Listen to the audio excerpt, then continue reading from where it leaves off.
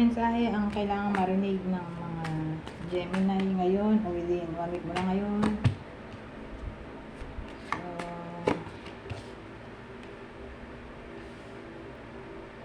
meron tayong the moon, upright, at temperance na baliktad.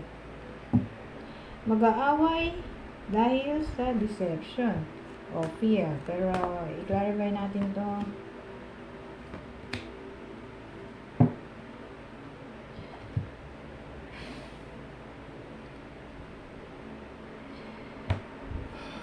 Well, dito sa case na to, nangyari na to before, na para bang paulit-ulit na lang.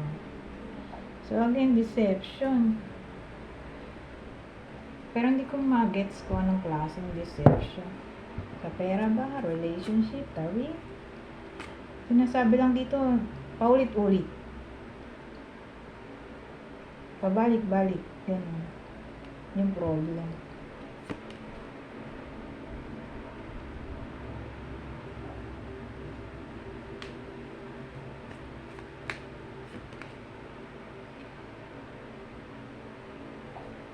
Kasi away bati ito eh.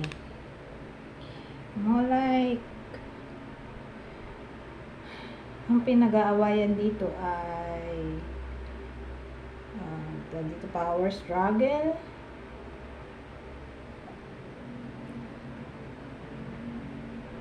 o rivalry.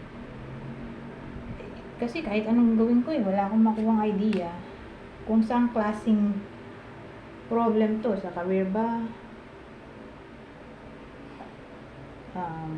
Friendship? Relationship? Pero in general na lang, deception kasi to eh. Ito rivalry. Competition to eh. So, pangkalahatan na lang. Siguro. Sa pangkalahatang topic, may rivalry, competition na nangyayari. Na para bang, eto, away bati. So, ayan, nag-away, tapos ito bati. Na yun nga, paulit-ulit na lang. Away bati, away bati. Yun lang din naman yung problem. Paulit-ulit lang yung rivalry, competition.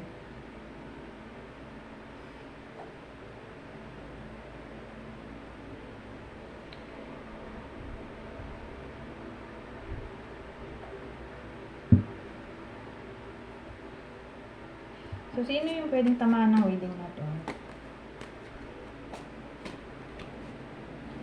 Sino yung possible partner o person involved sa kwento na to? So, pwedeng ibang tao to. Ito yung ka-workmate, friend, kapitbahay, kamag-anak, kadugo, who knows? Aquarius, Capricorn,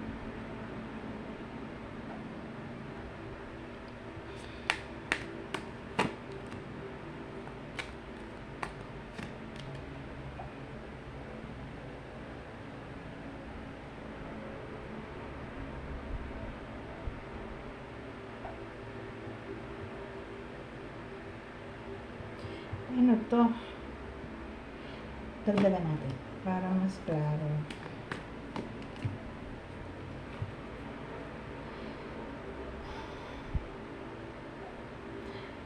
Kasi sa case na to, bullying na to o manipulation. Na para pang natitake advantage yung iba sa inyo.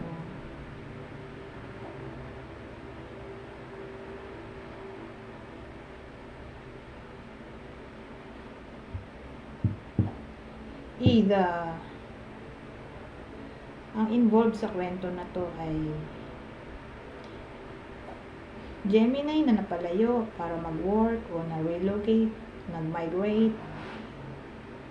Parang napalayo siya sa hometown niya o country. Doon lang applicable ang reading na to. O, yung pangalawang senaryo, regardless kung nasang lugar ka man, na para bang kung applicable sa'yo yung kwento na to, Na para bang may abuse na nangyayari, manipulation, gaslighting,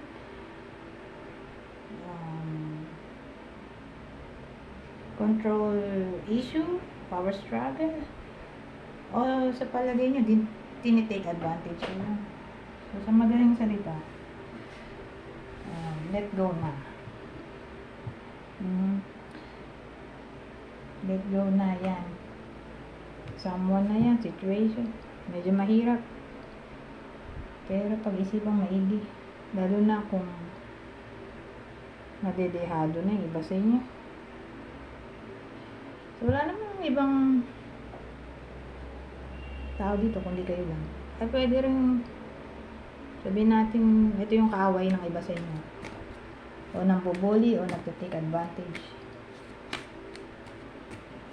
Para malaman nyo kung para sa inyo ba ang willing o hindi, Pisces, Scorpio. So, pwede rin boss to, ka-workmate, friend,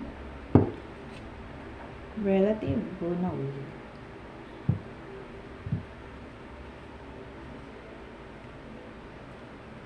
O karelasyon.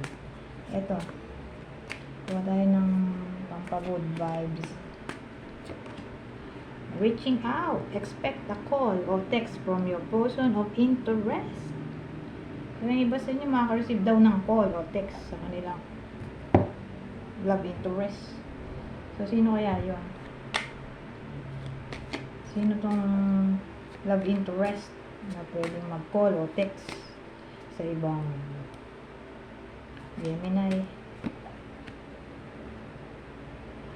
Isa sa air sign, Gemini, Libra, Aquarius. Oo, pwede rin Taurus.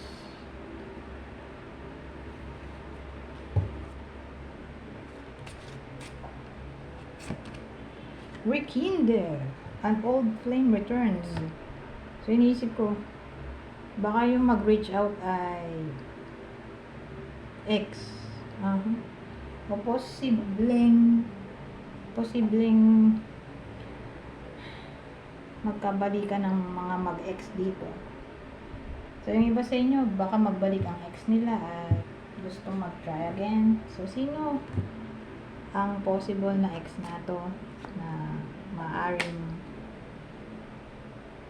humingi ng second chance o magbalik sa June 2024. So, sino yung ex ng Gemini, Scorpio, Cancer? Anyways, hanggang dito na lang. Goodbye for now.